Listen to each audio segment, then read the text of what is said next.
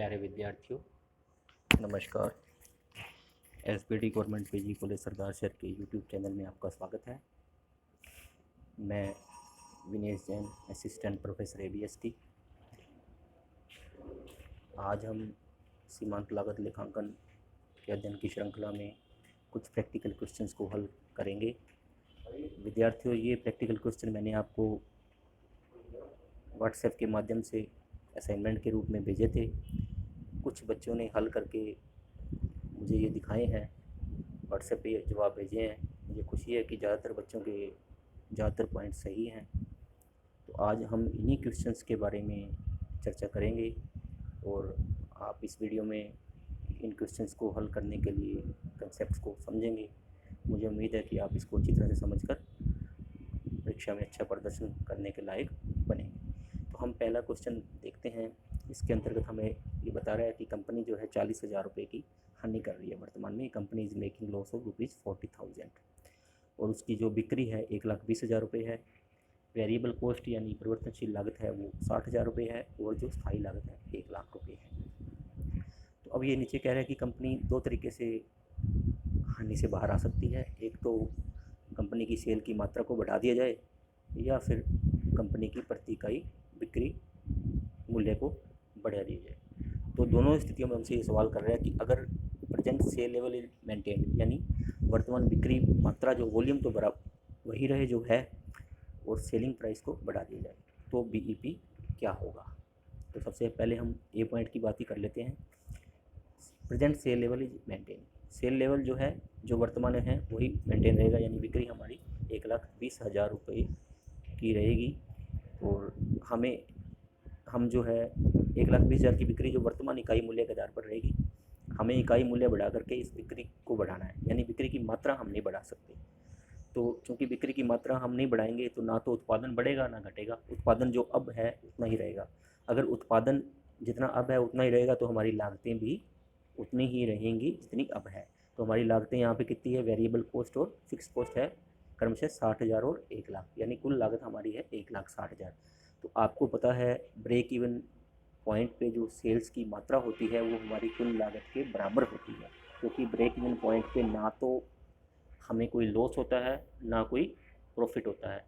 तो हमारी कुल लागत है ब्रेक इवन पॉइंट पे 1,60,000 रुपये। तो यही हमारा ब्रेक इवन पॉइंट सेल है। ठीक है। तो जिस बिंदु पर आगम और लागत दोनों बराबर होते हैं वही हमारा ब्रेक इवन सेल पॉइंट होता है। तो यहाँ पे हमारी जो है आगम जो है लागत जो है हमारी 1,60,000 रुपये है और जिस 1,60,000 की जहाँ पूर्ति हो जाएगी वहीं हमारा जो है बीईपी पॉइंट होगा। तो हमारा बीईपी पॉइंट क्या होगा, 1,60,000 रुपये। जैसा कि आप देख रहे हैं ब्रेक इवन सेल्स। अब आपको पता है कि सेल्स के मेनली 3 फैक्टर होते हैं। मैंने आपको पिछले वीडियो में बताया था सेल्स के मेनली 3 फैक्टर होते हैं, एक तो वेरिएबल कॉस्ट, एक फिक्स कॉस्ट और एक हमारा प्रॉफिट या लॉस जैसी भी स्थिति हो। तो बीईपी सेल के 2 ही फैक्टर होते हैं, वेरिएबल कॉस्ट और फिक्स कॉस्ट, क्योंकि बीईपी सेल पॉइंट पे हमें कोई लॉस या प्रॉफिट नहीं होता। बीईपी सेल का मतलब ये है कि कोई लॉस और प्रॉफिट हमारा नहीं है। तो हमारा बीईपी सेल जो है वेरिएबल कॉस्ट और फिक्स्ड कॉस्ट के टोटल के बराबर होगा। तो हमारा बीईपी सेल कितना होगा यहाँ पे, 60,000 प्लस 1,00,000, यानी 1,60,000 रुपये हमारी बीईपी सेल है। ये तो हो गया हमारा क्वेश्चन का ए पॉइंट। तो आपको समझ में आया होगा। मैंने आपको शुरू में बताया कि था कि आपको सेल्स के तीनों फैक्टर पता होना चाहिए, वेरिएबल कॉस्ट, फिक्स कॉस्ट और प्रॉफिट। ठीक है। तो ये तीनों को फैक्टर को मिला करके सेल बनती है और बीईपी पॉइंट पे ना प्रॉफिट होता है ना लॉस होता है। तो हमारी बीईपी सेल पे केवल लागत ही, यानी वेरिएबल कॉस्ट और फिक्स कॉस्ट ही जो है सेल के बराबर होती है। ठीक है। क्योंकि बीईपी पर हमारे आगत और जो है लागत बराबर होते हैं, या फिर आगम और लागत बराबर होते हैं। रेवेन्यू और कॉस्ट जो है हमारी बराबर होती है। अभी इस क्वेश्चन का बी पॉइंट अपन देखते हैं।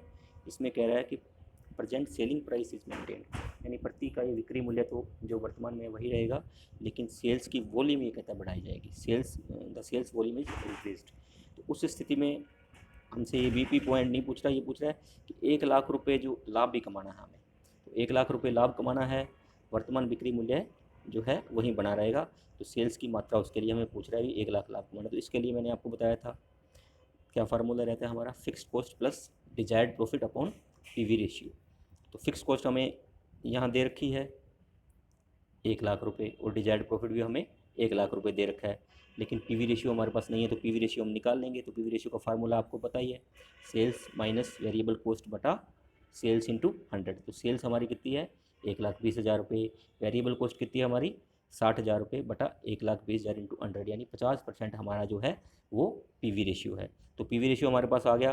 फिक्स कॉस्ट और डिजायर्ड प्रॉफिट हमारे पास पहले से ही है, तो fix cost 1,00,000 plus desired profit 1,00,000 बटा पीवी रेशियो 50% बराबर 4,00,000, यानी 2,00,000 बटा 50% बराबर 4,00,000। 4,00,000 की बिक्री अगर हम करें तो हमें 1,00,000 लाभ होगा। तो विद्यार्थियों आपने समझा दोनों स्थितियों में, एक तो अपने को बिक्री मूल्य को घटाना या बढ़ाना है प्रति इकाई बिक्री मूल्य को, लेकिन सेल्स लेवल जो मेंटेन करना है तब बीईपी सेल क्या होगी। एक अपने क्या है बिक्री मूल्य तो स्थिर रहेगा, लेकिन बिक्री की मात्रा को बढ़ाना है तब बीईपी सेल या डिजायर्ड किसी प्रॉफिट को प्राप्त करने के लिए सेल वॉल्यूम क्या होगी। आशा है आपको ये कंसेप्ट इस सवाल की समझ में आ गई होगी, और आप ज़्यादा से ज़्यादा अपनी किताब में से ऐसे सवाल देखकर प्रैक्टिस करें ताकि आपको ये जो है अच्छी तरह से कंसेप्ट समझ में आ जाए और आप इसको कर सकें। अभी अपने इसका एक और सवाल लेंगे, अगला सवाल अपने लेंगे।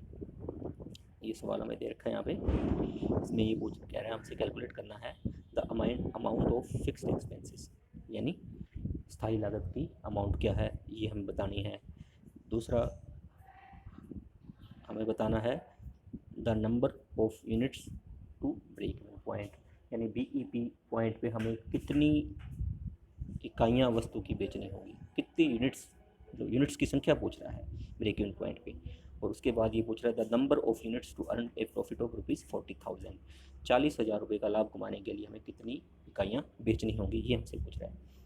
अब आगे बता रहा है the company sold in two successive period 7,000 unit and 9,000 unit, यानी दो उत्तरावर्ती अवधियां हैं, हमें दो अवधियों की बिक्री इसने बता दी है, 7,000 इकाइयाँ और 9,000 इकाइयाँ, और has incurred A loss of ₹10,000 and earn a profit of ₹10,000। पहली जो है अवधि में ये 10,000 रुपये की हानि करती है और अगली अवधि में ये 10,000 रुपये का लाभ करती है। ठीक है, तो हमें दो अवधियों की बिक्री दे रखी है और दो अवधियों की लाभ या हानि दे रखी है, तो इसके आधार पर हमें बीईपी पॉइंट निकालना है। तो इसको अपने देखेंगे, अपने मैंने आपको बताया था कि सक्सेसिव पीरियड में बीईपी पॉइंट निकालने के लिए हमें change in contribution upon change in sales into 100 का फल लगाना होता है। यहाँ हम देखेंगे पहले पीरियड की हमारी बिक्री है 7,000 इकाइयाँ हैं, इसने बताया नहीं है लेकिन हमने माना है कि 100 रुपये प्रति यूनिट ये बेचता है।